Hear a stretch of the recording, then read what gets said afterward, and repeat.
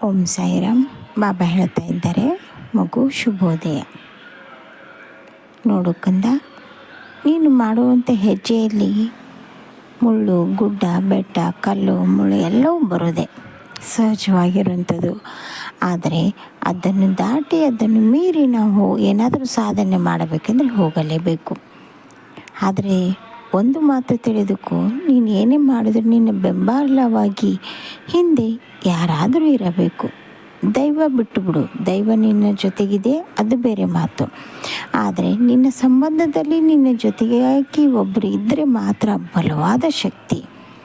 ಈಗ ನೀನು ಏನಾದರೂ ಮಾಡುವಾಗ ನಿನ್ನ ತಂದೆ ತಾಯಿ ನಾವಿದ್ದೇವೆ ಕಂದ, ಮುಂದೆ ಹೋಗು ನೀನು ಅಂತ ಹೇಳಿದರೆ ಸಾಕು, ಅವರೇನೂ ಮಾಡೋದು ಬೇಡ.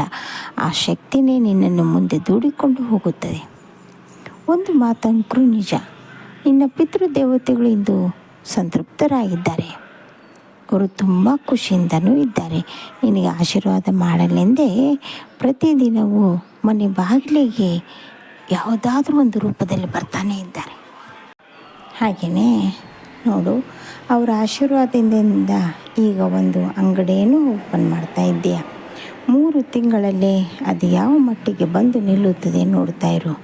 ನೀನು ಒಂದು ಹೆಜ್ಜೆ ಇಟ್ಟರೆ ನಿನ್ನ ಹೆಜ್ಜೆಗೆ ಹೆಜ್ಜೆಯಾಗಿ ಸುಮಾರು 4-5 ಜನ ಇದ್ದಾರೆ ಕಂದ. ಅವರೆಲ್ಲರೂ ನಿನಗೆ ಸಾಥ್ ಕೊಡ್ತಾ ಇದ್ದಾರೆ. ಇಷ್ಟು ದಿನ ನೀನು ಸೋತು ಹೋಗಿದ್ದೀಯ, ಆದರೆ ಇನ್ನು ಮುಂದೆ ಸೋತು ಗೆಲ್ಲುವೆಯಂತೆ. ಆ ಗೆದ್ದಾಗಲೇ ಅದರ ಅನುಭವ ಏನೆಂಬುದು ಗೊತ್ತಾಗುತ್ತದೆ. ಈಗ ಸೋತಾಗ ಎಷ್ಟು ನೋವು ಉಂಟೋ ಅದರ 100ರಷ್ಟು ಗೆದ್ದಾಗ ಅನುಭವಿಸುವಂತೆ ನಿನಗೆ ಬೇಕಾದವರು ನಿನ್ನ ಜೊತೆಗಿದ್ದು ನಿನಗೆ ಸಹಾಯ ಮಾಡುತ್ತಾರೆ, ಸರಿನಾ? ಎಲ್ಲದಕ್ಕಿಂತ ಮಿಗಿಲಾಗಿ ನಿನ್ನ ಮನೆಯಲ್ಲಿ ಈಗ ನಾಗದೇವತೆ ಅಡ್ಡಾಡ್ತಾ ಇದೆ. ಆ ದೇವತೆಗಳಿಗೆ ಸಂತೋಷವಾಗಿದೆ, ನಿನ್ನಿಂದ ಅನ್ನದಾನವಾಗ್ತಾ ಇದೆ.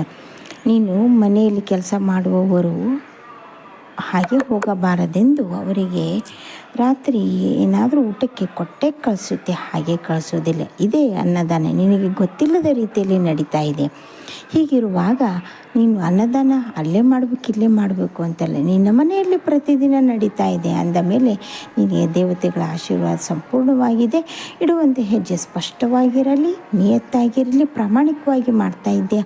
ಈ ಕೆಲಸದಲ್ಲಿ ಮುನ್ನುಗ್ಗು ಕಂದ, ನಿನ್ನ ಜೊತೆಗೆ ನಾನಿದ್ದೇ ಇದ್ದೇನೆ. ಯಾವುದಕ್ಕೂ ಭಯಪಡುವಂಥ ಅವಶ್ಯಕತೆ ಇಲ್ಲ. ಭಯಪಡೋದಷ್ಟೇ ಅಲ್ಲ, ನೀನು ಮುಂದಿನ ದಿನಗಳಲ್ಲಿ ಒಂದು ಅತ್ಯುನ್ನತವಾದ ಸ್ಥಾನಕ್ಕೆ ಇರುತ್ತೀಯ. ನಿನ್ನ ಹೆಸರು ಹೇಳಿಕೊಂಡು ಅನೇಕ ಸಂಬಂಧಿಕರು ಬಂದೇ ಬರುತ್ತಾರೆ. ಹಾಗೆ ಒಂದು ಮಾತು ಜ್ಞಾಪಕದಲ್ಲಿಟ್ಟುಕೋ, ನೀನು ಹೋದ ತಿಂಗಳು ಯಾವುದೋ ಒಂದು ದೇವಸ್ಥಾನಕ್ಕೆ ಹೋದಾಗ ಅಲ್ಲಿ ಭಯದಿಂದ ಆ ದೇವತೆಗಳಲ್ಲಿ ಏನಾದರೂ ಪದ್ಧತಿ ಬೇರೆ ಇದೆಯಾ ಅಥವಾ ಆ ದೇವರನ್ನು ನನ್ನ ಕಣ್ಣಿನಿಂದ ನೋಡಲಿಕ್ಕಾಗುತ್ತದ ಅಂತ ಭಯದಿಂದ ದರ್ಶನ ಮಾಡದೆ ಹಾಗೆ ಬಂದು ಬಿಟ್ಟಿದ್ದೀಯಾ? ತಪ್ಪು.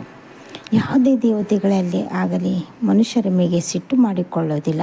ಅದು ನಿಮ್ಮ ಕಲ್ಪನೆಗಳ ಮೇಲೆ ಹೋಗುತ್ತದೆ. ಚಿಂತೆ ಮಾಡಬೇಡ. ಈ ಸರಿ ಅದೇ ದೇವಸ್ಥಾನಕ್ಕೆ ಬಾ.